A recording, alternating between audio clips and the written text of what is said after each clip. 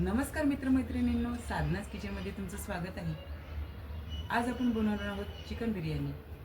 गेल्या काही वर्षभरात मला माझ्या घरगुती कारणामुळे व्हिडिओ बनवायला जमले नाही. अशीच मी निवांत असताना जुने व्हिडिओ बघितले आणि मनात विचार आला की आपण परत व्हिडिओ बनवायला सुरुवात करावी. आणि मी जे साध्या सोप्या रेसिपी बनवत आहे ते तुम्ही पण करून बघा आणि असाच आनंद घेत राहा. चला तर बनवूयात मग साध्या सोप्या पद्धतीची चिकन बिर्याणी. चला तर मग चिकन बिर्याणीसाठी लागणारे साहित्य बघूया. 3 मोठे चिरलेले बारीक कांदे, 4 ते 5 हिरव्या मिरच्या, 3 मोठे तळलेले कांदे तळून घेतले, 3 मोठे चिरून घेतलेले टोमॅटो, 2 लिंबू, कोथिंबीर, दही, हळद, प्रवीण कांदा मसाला, मीठ, लाल तिखट, तेल, तमालपत्र आणि चिकन, दिल्ली राईस, बिर्याणी मसाला आणि आलं लसूण पेस्ट. गॅसवर पातेले ठेवलेले आहे, ते चांगले तापलेले आहे. आता त्यात आपण तेल टाकून घेऊया.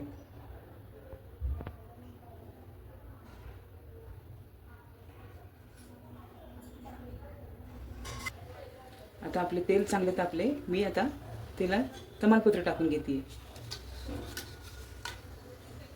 आता फोडणीला तमालपत्र टाकलेलं आहे. आता मी ह्या हिरव्या मिरच्या 5 आहेत त्या टाकून घेते तेलामध्ये फोडणीला. आता हा चिरलेला बारीक कांदा आहे तो तेलामध्ये फोडणीला टाकूयात.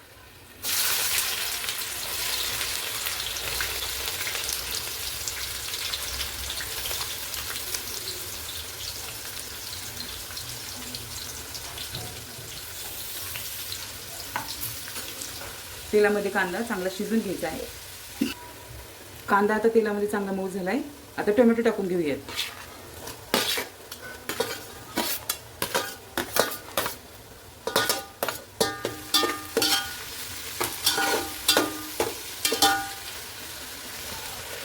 टोमॅटो चांगला मऊ होईपर्यंत तेलामध्ये शिजून घेऊयात. 1 चमचा आलं लसूण पेस्ट,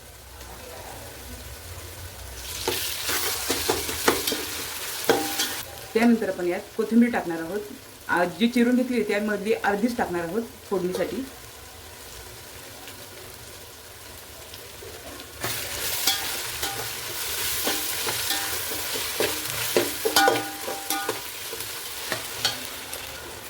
एक चमचा हळद, 4 चमचे प्रवीण कांदा मसाला,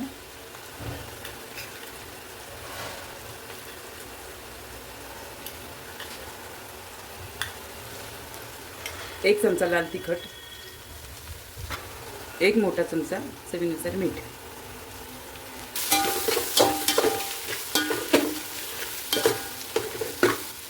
फोडणीला खमंग असा मस्त वास सुटलेला आहे. 4 मोठे चमचे दही,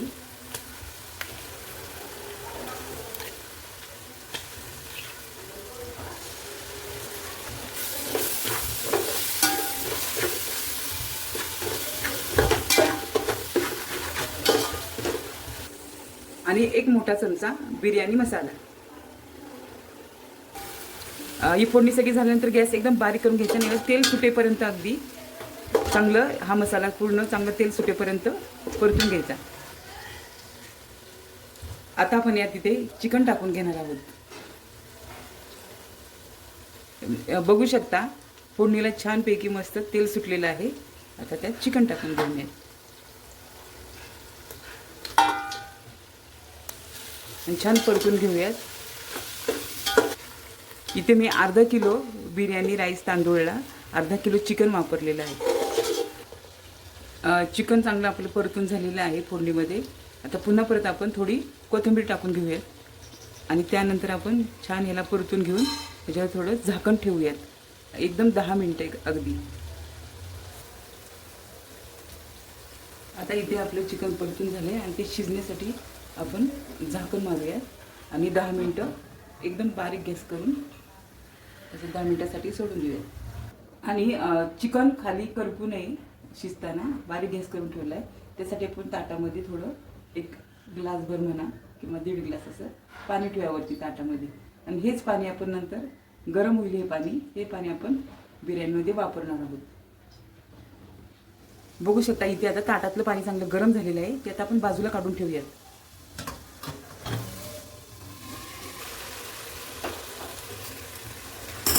इथे आपलं चिकनही छानपैकी शिजलेलं आहे. आणि आता आपण त्यात जे धुवून ठेवलेले आपले तांदूळ ते टाकून घेऊयात.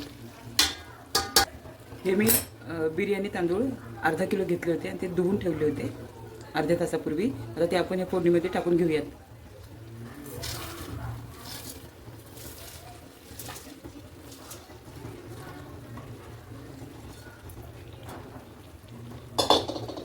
सगळं हे छानपैकी परतून घेऊयात.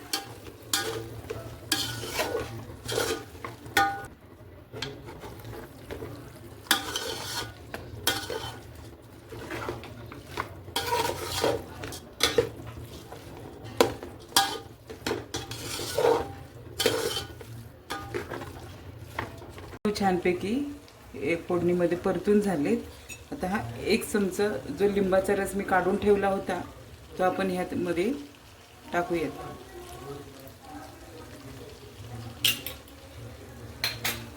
परतून घेऊयात परत एकदा.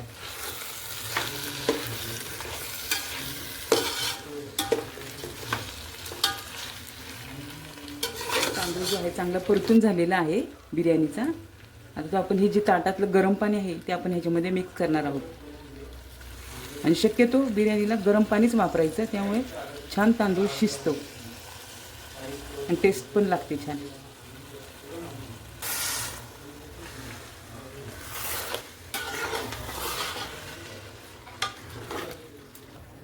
हे मी पाणी गरम करायला ठेवलेलं आहे. जर पाणी कमी पडलं तर आपण जसं लागते तसं आपण बिर्याणीमध्ये पाणी टाकणार आहोत. जास्तही पाणी टाकायचं नाही आणि कमीही पाणी टाकायचं नाही. अगदी प्रमाणात आपण बिर्याणीमध्ये पाणी टाकणार आहोत आणि शिजवणार आहोत बिर्याणी.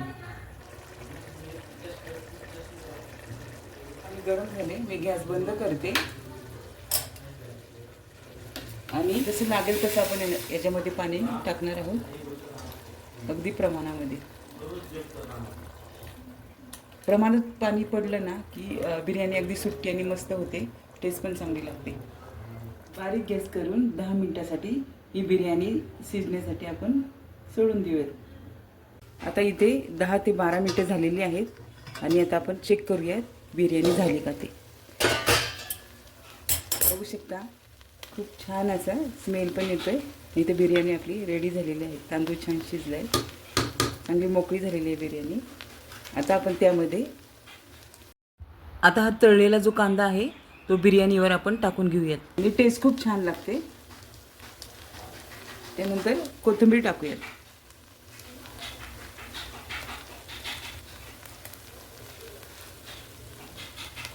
आणि आता गॅस बंद करूयात. आता बघा आपली छानपैकी रेडी आहे बिर्याणी. आणि पुन्हा परत इथं 5 ते 7 मिनिटासाठी आपण झाकण मारून सोडूयात. तर मंडळी आपली इथं आता चिकन बिर्याणी रेडी आहे. तर मंडळी तुम्हाला हा व्हिडिओ आवडला असेल तर व्हिडिओला लाईक, शेअर, सबस्क्राईब करायला विसरू नका.